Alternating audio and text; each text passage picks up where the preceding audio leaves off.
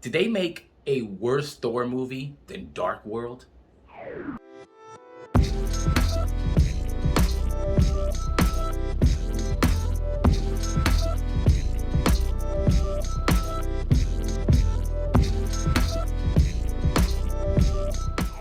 Hey, what's up, Nerd fam? This is your boy Gashawn. I want to welcome you to Enter the Nerd. Today, we're going to be talking about Thor, Love and Thunder. Now, if you haven't watched any of my other videos, just letting you know, I do have a particular bias towards source materials, specifically the source material that does a better job at explaining certain characters and stories better than what's being adapted here, especially because it's where I learned about all these characters, where I grew attached to them is from the source material, so that's just my leaning, right? But I do like consistency even within the universe.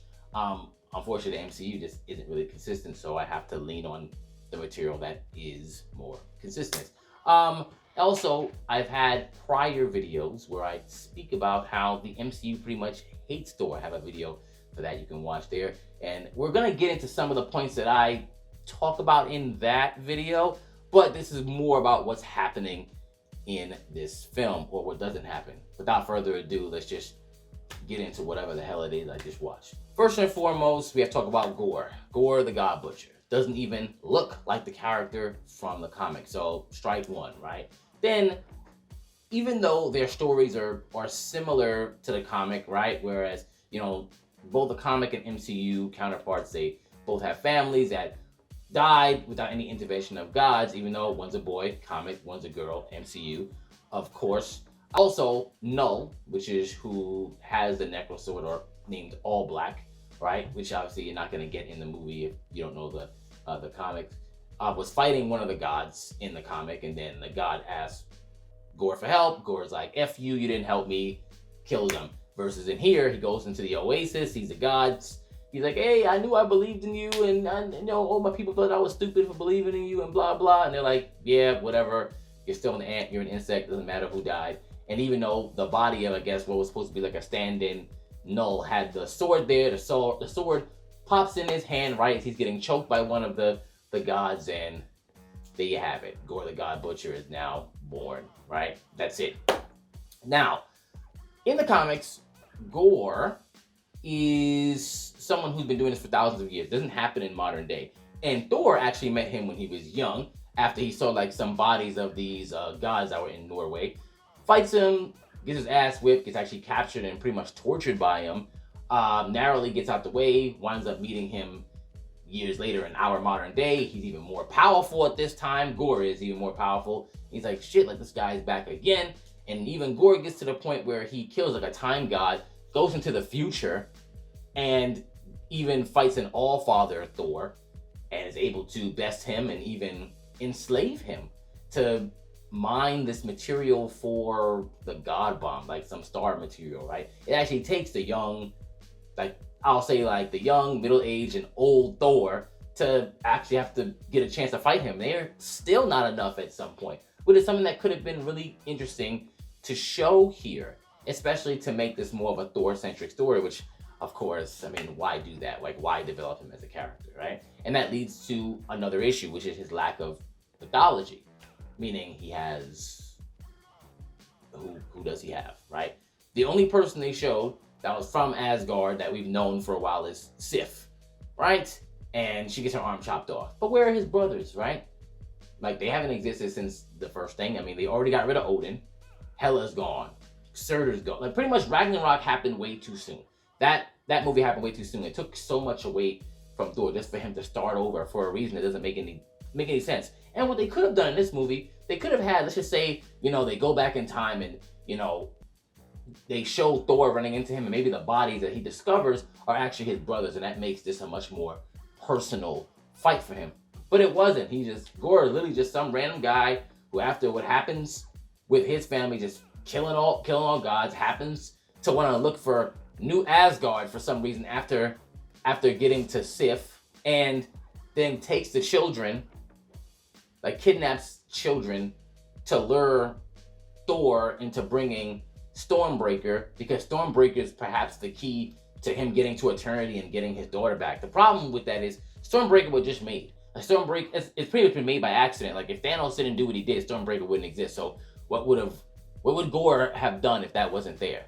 So it was a really sucky part to have to even include Gore into or attach Gore to. That was really, really dumb, right? But let's move on to the next thing. We have Jane Foster now, or Mighty Thor, which even in the comics with Jason Aaron, it was pretty whack. The way they brought her on was dumb. And I was thinking before, even before getting to this, kind of like going back and forth between this and the Gore thing, I'm like, if they weren't going to use Gore for what he was there for in the comics, why'd they bring him on? And I realized, oh yeah, when Mighty Thor got Mjolnir, it was because he was away fighting Gore, and he wasn't worthy of the hammer anymore. But as weird as that was, even a comic, because it was like calling to her from the moon and stuff like that, and she rejected magical treatments for chemo for God knows why. It was just dumb. She just rejected them. It was so stupid. And this one, not only is she able to get to Mjolnir puts itself back together for her. I'm like, why wouldn't it have done that for Thor? That's stupid. Like, why wouldn't it have put itself together? Like, she has a deeper connection to Mjolnir than he does when it was in this universe made specifically for him. Okay, whatever. That's what we're going with, apparently. As well as, how do you explain the whole her turning into Thor thing? Because when Captain America was worthy to pick it up, he didn't transform into an Asgardian. So now you got to kind of be consistent as to why this is happening with her. Like, I could have protected her still. And mind you, it didn't really, even though it was protecting, it was, in the comic, it's explained that it was removing the toxins from the chemo from her, but not the cancer, because the cancer is part of her body. You would think that something magical would understand that something is still killing her, right? It would just heal her from any ailments. But even in this, they didn't fix that, but whatever. Mind you, I think the whole Jane Foster Thor thing is whack. Not her having powers. Like, she's had powers before.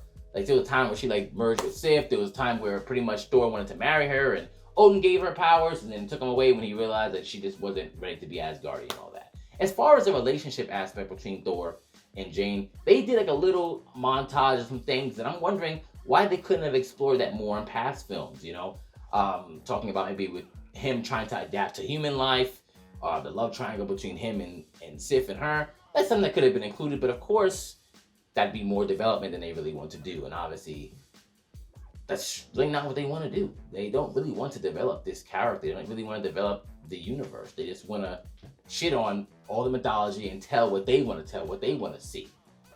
Yeah, so sucks. Tonally, this film was just way too goofy and funny. Now, I like Taika Waititi when it comes to What We Do in the Shadows. It's one of my favorite shows.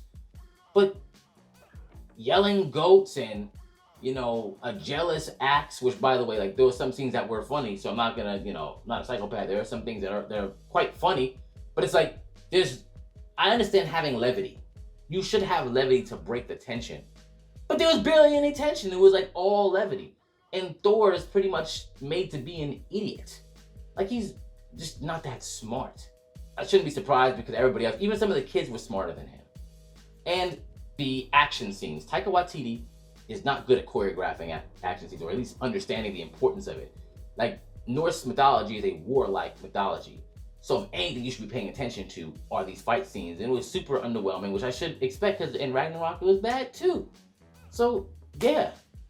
At least in Dark World, they tried to expand by talking about the Dark Elves and stuff like that. And I could at least appreciate that, even though the execution wasn't perfect. They at least tried to expand Asgard in that way.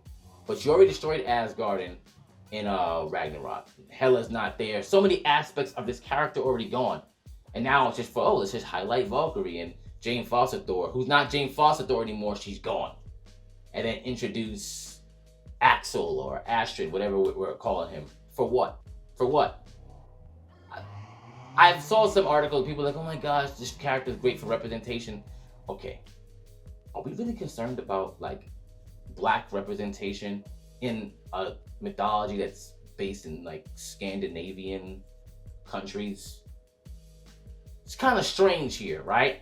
I mean, if this was a West African lore, I wouldn't be going, where are the white people? I wouldn't be doing that. So I don't understand, like, why that's such, like, a big deal even in this film. Like, a lot of people were talking about, we need that. I'm like, do you really? Is that really necessary? I don't. Whatever. And Heimdall's gift technically does pass from, like, another to another person, but In the comic, it went to Sif because Sif is his sister. Clearly, they didn't go that route here. So like, oh, we just gotta make a son, and then by that son, we'll have another person who represents whatever. And obviously, a lot of LGBT representation they were talking about here, and it's like, honestly, okay, if that's your thing. Even though Valkyrie in the comic wasn't part of that, that's something that they're doing now. They had to actually make a character that was kind of designed off of Tessa Thompson's character in the comic, but the actual Valkyrie, Brunhilde, was not part of that community, which I think is what they're still basing Tessa Thompson's character off.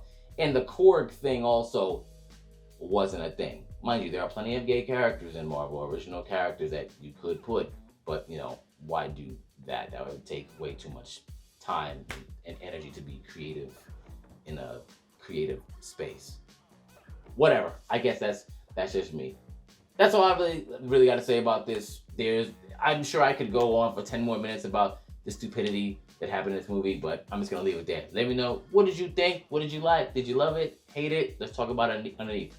Until then, into the nerd.